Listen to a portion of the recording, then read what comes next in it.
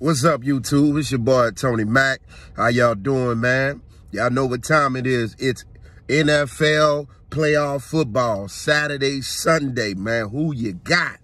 How y'all doing? Let's walk down these picks for all my football fan lovers. Yeah, let's run through these picks right now. Today, we got the Jacksonville Jaguars and the Kansas City Chiefs. And also, we got the Philadelphia Eagles that's going to host them New York Giants and try to make them look like midgets. But I think it might be an upset. I think we're going to get an upset this week, y'all. Yeah. I know a lot of y'all think it's going to be the Cowboys over the 49ers. That ain't going to be an upset, and I'm going to break down that why in a second. But we're going to stick with them Saturday games for just a moment. Nah, I don't see Jacksonville upsetting Kansas City. They've been here too much. They've been in the AFC Championship game 4 times in a row. Nah, Jacksonville, y'all had a good season. You had a great run, but it's done. It's over with. Y'all don't have enough pass protection for Trevor Lawrence. Your running game suspect. Defense solid. But it ain't gonna be enough to stop Pat Mahomes, boy. That dude, he gonna do his thing, man. He gonna do his thing. The only thing stop the Chiefs is the Chiefs. So nah, I don't see an upset there. However, the New York Giants, I think they might get Philadelphia, y'all. I think the New York Giants might get Philly. And I know that sounds crazy because I definitely wouldn't put no money on that. But the New York Giants, every time they barely make the playoffs, them suckers go on a run. That's history. They did it twice with Eli Manning, once where they knocked off Tom Brady after going 18-0, and they knocked him off. And the second time, they knocked off Tom Brady again. Matter of fact, they knocked my 49ers off. And we was 13-3 that year under Alex Smith. You know what I'm saying? But a few fumbles happened in the NFC Championship game we ain't going to talk about. But the Giants went on to win the Super Bowl. So the Giants is definitely has a history of coming in at the 5th, 6th, or this year's 7th seed and making do something. So, you know, well, this year they came in at this 6th seed. I'm tripping. My bad. They came in at the 6th. Did they come in? Yeah, they came in at a 6th seed. I'm over here trying to think of 5th seed, something like that. Whatever it was. But they wasn't in last place. Either way, the Giants, they have a history of, it don't matter whether they first or last, they still coming there to beat your ass. That's how they put their heart on their sleeve. And keep in mind, y'all, the Giants offense is predicated to roll through Saquon Barkley. You know what I'm saying? Philadelphia already prepared for Saquon Barkley to be a problem. The X factor is going to be that quarterback, the dude Jones, a white guy named Damon Jones, Dante Jones. I don't know. What is his name? Is it David Jones? What is it? You know, Demetrius Jones. I'm trying to think. That's a black name too. Anyway, the guy Jones, you know what I'm saying? He balled out that first game against Minnesota. A lot of people say Minnesota was a fraud. They wasn't as good as their record says. They're too inconsistent, only good on one side of the ball. However, Philadelphia, there ain't no weakness on this team. There is no weakness on this team. Top defense, top offense, great running game. They like to get physical, and they can be finesseful. They got great speed. They got a great receiving core. It looks like it's no flaws in Philadelphia unless we bring up the fact that Jalen Hurts, A, has a damaged shoulder, and B, usually when a team come out of nowhere and have a great run like this and get in first place, sometime that week off mess up their momentum. Because a lot of times they just be hot. And you know what I'm saying? When the team can get hot and stay on the roll, man, you can't stop them. You know, their quest for that Super Bowl is on the way. However, Philadelphia, y'all did have a week off, and Jalen Hurts isn't 100%. And I'm not sure if Jalen Hurts got his bag yet. You know what I'm saying? But if he didn't, I'm pretty sure he going to be playing a Lamar Jackson-ish, meaning he's not going to try to get himself hurt before the money comes. So that is something to factor in. You know what I'm saying? You know Saquon going to be a beast. If the quarterback for the Giants, he howling up too, they can be a problem, man. Any given Sunday, or in this case, any given Saturday. But I picked them as my upset because historically, it's always an upset in a divisional playoff game. It's always that team that everybody was expecting to roll that's going to lose. Some people may say it's the 49ers. Some may say it's the Chiefs. But I'm picking the Philadelphia Eagles to be the team that's going to throw up a goose egg and look like doo-doo come tonight. I'm looking at Philadelphia. Y'all had a great season, outstanding. Definitely going to be one of the teams to look out for next year if y'all are healthy. But I just don't think y'all ready for the moment. And history. In the last 3 years, the #1 seed in the NFC has lost in the divisional playoff game to the hosting team that came through that. So, we're going to see what goes on, y'all. We're going to see. Now, tomorrow, y'all, that's the games everybody want to see. That's the game everybody want to see. And they're going to get it started off with the Buffalo Bills. Yeah, they're going to get it going on with the Buffalo Bills and the Cincinnati Bengals. The Buffalo Bills, y'all, that's my, as I would like to say, my politic pick of the Super Bowl. I don't think they're the best team in football, no. I don't think that they're ready. I don't think they're clicking, and I see holes in their team. However, ever since that boy almost died on the field, the brother, Mr. Darvin Hammond, or whatever the name is, the one that got hit in the chest and almost passed away. I'm thankful that we ain't saying rest in peace to that brother. We glad that he's live and well. And because I think the NFL may be afraid of some type of settlement, ain't no telling if they might just smooth it over and say, here, Buffalo, here go the Super Bowl you've been owed to since the 90s. Because as y'all can remember, Buffalo was that team that lost 4 straight Super Bowls. Excuse me, y'all. Woo! And as a fan of a team that been to 3 straight NFC championship games and came away with no Super Bowls, not even a 1, a straight 0. NFC championship game lost to the Giants. Super Bowl loss to the Baltimore Ravens. Come back the next year with an NFC championship loss to the Seattle Seahawks. It hurt, but I still roll with my boy Cap. I still roll with Jim Harbaugh. It hurts. So imagine how the Buffalo Bills fans feel after losing 4 straight Super Bowls, y'all. And I'm going to be honest with you. After the second Super Bowl loss, I wouldn't even watch no more goddamn games till they show me something different. You know. But I think Baltimore, I think Buffalo might go ahead on and get this thing done, y'all, and go on in it all for Cincinnati. However, Macaulay Culkin, Justin Burrows, that kid, the one with the swagger, the new age Broadway Joe, the one that do all the things that if Lamar Jackson did, they'd be calling him all kind of thugs, but they're going to call this guy all cool and all that. But shout out to Justin Burrows because the boy is balling. Regardless of how you feel about him, he is balling. And he's saying that we going to win a Super Bowl. They made it up there last year, came up short, my opinion, because they wanted LA Rams to get their little fake Super Bowl. However, they knocked off Kansas City, which was a big deal after being down 17-0, I believe. And we know they ain't afraid of Buffalo. So that's going to be a game, y'all. But y'all know what we coming to see. Y'all know what's the Mayweather, the Mike Tyson, the main event. We know what the big kahuna is. We know what the biggest game next to the Super Bowl of the year is going to be. Historic matchup between y'all know who that is. Y'all know who that is. I still rep. That's a Kaepernick too. Y'all probably can't see that, but y'all know what that is. We want to see this historic matchup between these brothers right here. And let me grab this raggedy piece of shit. And these brothers, do you see this raggedy shit? Do y'all see this raggedy shit? This is who the 49ers gotta play tomorrow night. And I want to talk my shit. I want to say we're going to wipe the flow with them. I want to say we're going to blow them out. But I love the game of football too much. I respect the game of football too much to lie to y'all. The Cowboys are the real deal, baby. The Dallas Cowboys are the real deal. If they're clicking on all cylinders and Brock Purdy shows that he is a rookie, because we are questioning where is that inevitable he looks like a rookie. Some said it was the first half against Seattle, so he may already showed us the worst of the worst. If he did, as a 49er fan, thank you, Jesus. If that was the worst we getting out of Brock Purdy, whoa, we got some more Super Bowls on the horizon, baby. Even if we don't get it this year, we got a future behind that kid. If that was the worst, that first half of Seattle, that was the worst of the worst, we got something.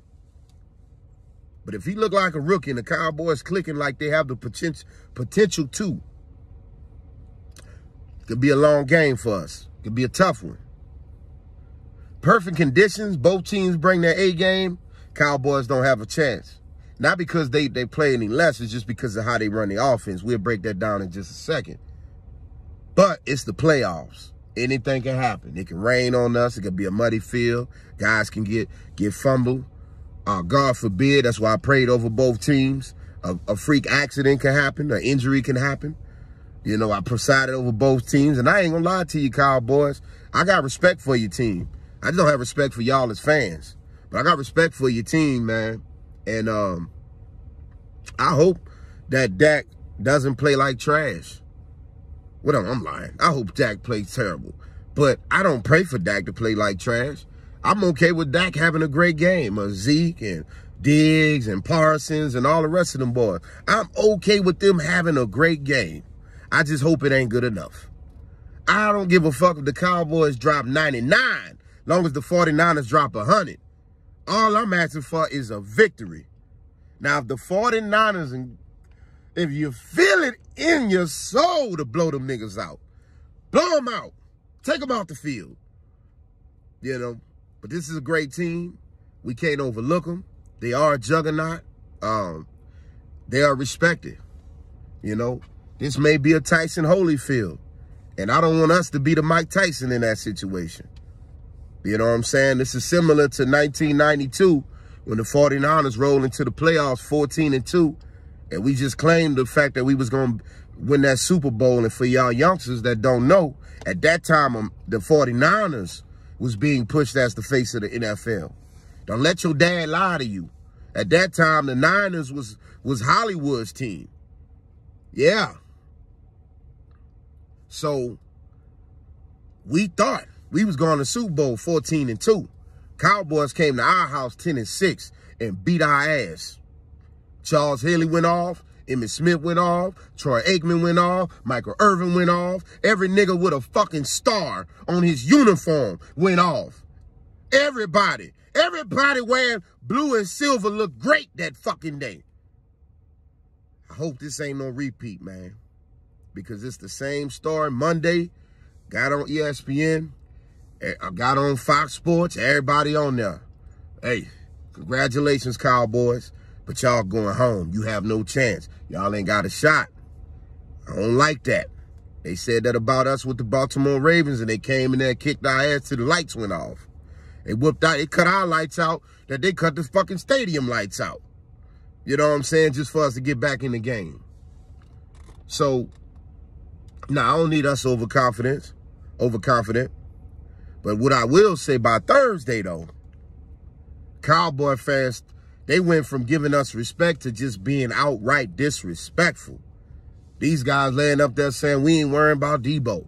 We ain't worrying about McCaffrey. Pollard better than McCaffrey anyway. Skip Bayless said that bullshit. Brock Purdy gonna get slammed up to the ground. He ain't ready to see D-Law. He not ready to see, you know what I'm saying? We don't want to throw on Diggs. And I'm like, man, y'all naming all those great players. They did their thing. These guys may actually get a gold jacket one day. Maybe. I'm not hating on them, y'all. But I think y'all need to sit back and let's break this game down. Cowboys and 49ers. Let's break down this matchup, y'all. The Cowboys, y'all are right. The 49ers are susceptible to deep passes. I don't want to say they secondary trash when they lead the league in interceptions. Yeah. Check the numbers on that. Not going to say that they trash. But yeah, if you give us time, if your quarterback get time to throw it downfield, and you got a DK Metcalf, you got a DeAndre Hopkins, you know what I'm saying? You got a Devontae Adams. Yeah, you're going to get loose. Those guys, they had great games against us. Yeah, you got it. Cool. They all lost.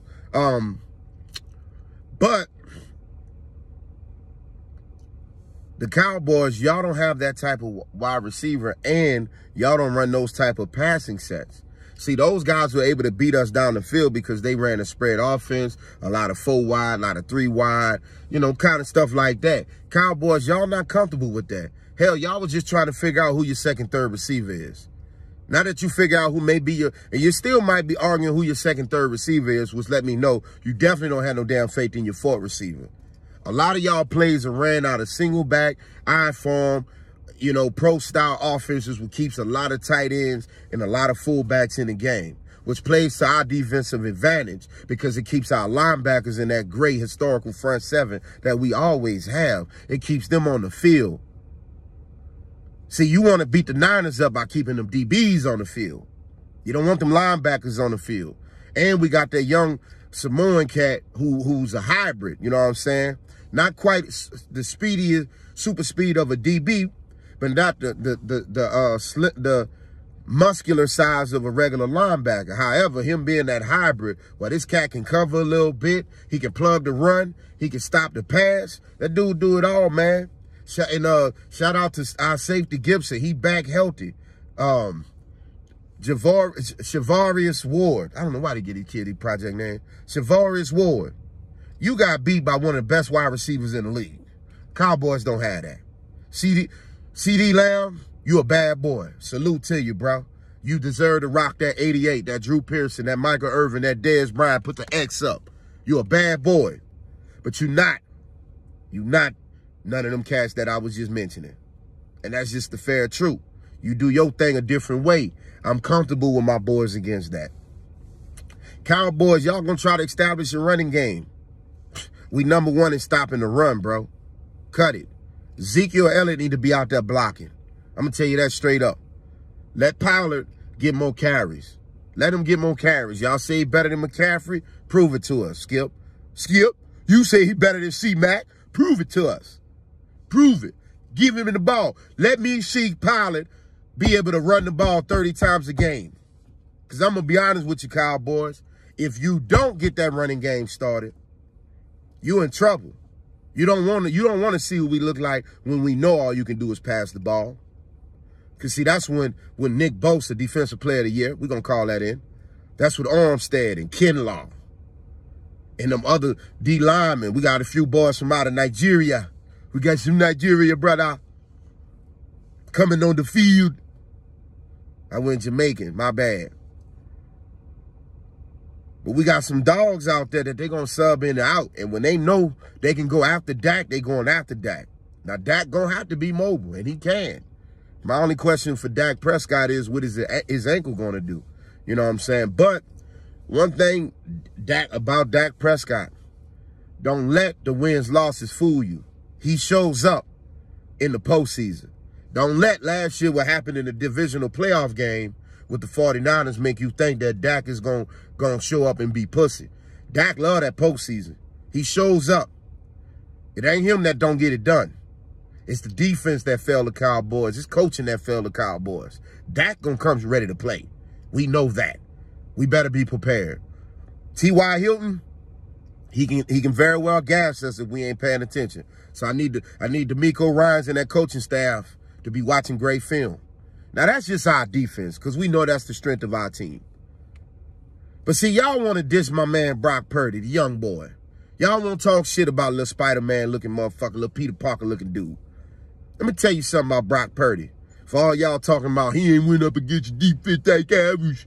Cowboy defense is so locked down. Nigga, have y'all paid attention to the defense he practiced against? Are you serious? Are you telling me, Cowboy fans, right now, I'm not asking you who the better team. Are you telling me your defense is better than ours? That's what you're telling me? Are you telling me that there's a defense in football this year that's better than the 49ers? Y'all gonna have to show me. But it ain't even about that. What I'm saying is Brock Purdy might be battle-tested. Maybe the reason why he on a 10-0 run may not be fucking luck.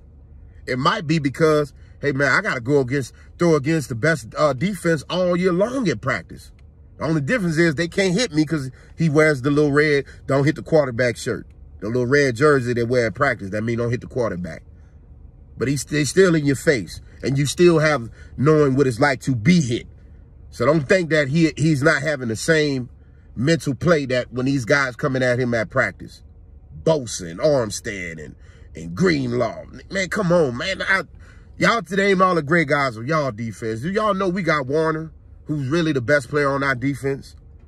Who's the most magical, who's the most versatile, talented player on our defense? Then we talk about the most special player on our defense, Nick Bosa. Oh, my God. Can't block him. Can't double him. Can't do nothing with him. Just accept he going to get there. Just accept he going to hit your quarterback. That's what Nick Bosa mean in Spanish. Just accept he going to hit your quarterback. That's what it means. You know what I'm saying? I don't know if that means that in Spanish. Don't look that up. Now on the offensive side of the ball, Cowboys, y'all actually got a very great front four that's coming up under the radar.